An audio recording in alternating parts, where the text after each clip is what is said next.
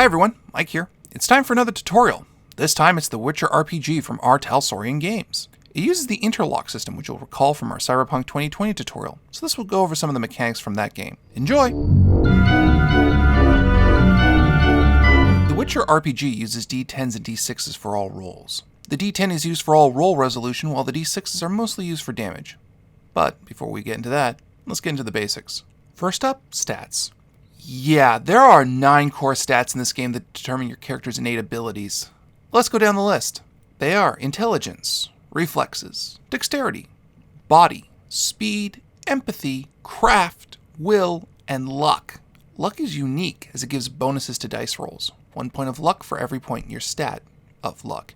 For every point of luck you use, you gain +1 on a roll of your choosing, but you must choose how many points you use before your roll. Your luck pool refills at the beginning of each session. This game has derived stats like many other systems we've covered. The problem is, unlike many other systems we've covered, many of them are derived from tables from the book itself, so it's a challenge to describe them without explaining how they are dependent on said tables. And at that point, I'm just reading out from the book. For example, your hit points, your stamina, your recovery, the hit points you get back per day, and the stun, which is how hard it is to knock you unconscious, are all determined by one table. Those numbers are determined by adding your body to your will and dividing it by 2, then checking the table to see what values you get in those stats based on that number. So we'll gloss over it for now. Each stat has select skills it is associated with, skills being the typical fields of study your character practiced in. It is not a small list either. Skills you have are determined by what profession you pick at character creation, and also it's just a really long list. Take a look at it!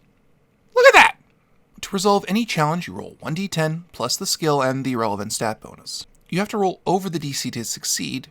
Equal or lower to that number counts as a failure. Ties always go to the defender. There are some abilities and select situations that make you roll based on the stats of your opponent. The value of that, which is a DC, is 3 times the appropriate stat for the check. Because the interlock system cares about your backstory, you roll life path for background info and bonuses in addition to choosing your race and profession, which we'll go into now. The races are human, elf, dwarf, and witcher. Hey, can we just call that the protagonist race? The professions, or classes as they're known in any other system, in Witcher are bard, craftsman, criminal, doctor, mage, man-at-arms, merchant, priest, and witcher. Obviously, if you pick the Witcher race, you can only be a Witcher by profession and vice versa. The interesting about classes in Witcher is, in addition to providing choice skills and a skill unique to the profession, like Cyberpunk, they also have distinct skill trees for each class to help diversify them further. That way, you can just as easily have a priest that is a fanatic that uses blood rituals as a druid priest who has a wolf. I like the wolf. And now, combat. Combat starts with initiative as in all other systems we've covered. Players and NPCs roll 1d10 plus reflex, higher goes first, and players roll off in the event of ties. On their turn, a player can move equal to their speed and take 1 action. There's a lot of different actions a player can take on their turn, and if you want an extra attack, it's at a -3 but costs 1 stamina point. Now, while there are a lot of actions we can't reasonably cover, we will cover the 3 kind of basic attacks in this system. The basic melee attack roll is the reflex stat plus the weapon skill plus any modifiers plus 1d10.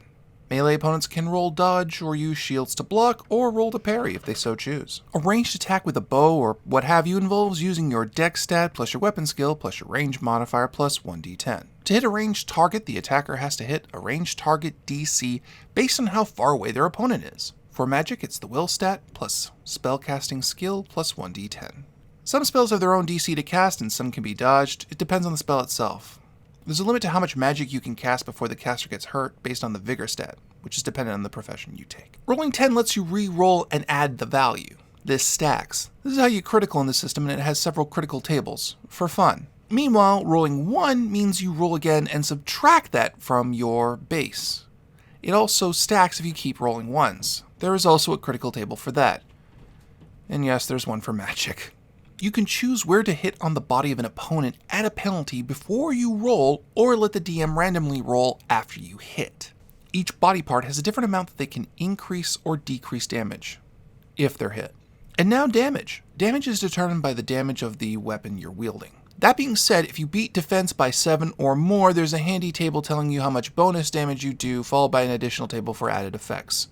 The system has a lot of tables. So there are 2 damage types you can deal out, lethal and non-lethal. If your character maxes out their non-lethal damage, that character is knocked out, you must heal at least 20 points to be back into consciousness. Lethal kills you, but you have death save rolls to prevent that via your stun save I mentioned earlier. Armor reduces damage coming into you, but there's also damage reducing magic effects that can stack with that. And that is Witcher, at least the basics. There's a lot more to it though, as it's a very intricate fantasy system with enjoyable twists and mechanics. If you enjoy Cyberpunk's interlock system, or just want to try a different way of enjoying your fantasy games, I encourage you to check it out for yourself. For the rest of you, please enjoy us playing it on D20 Live.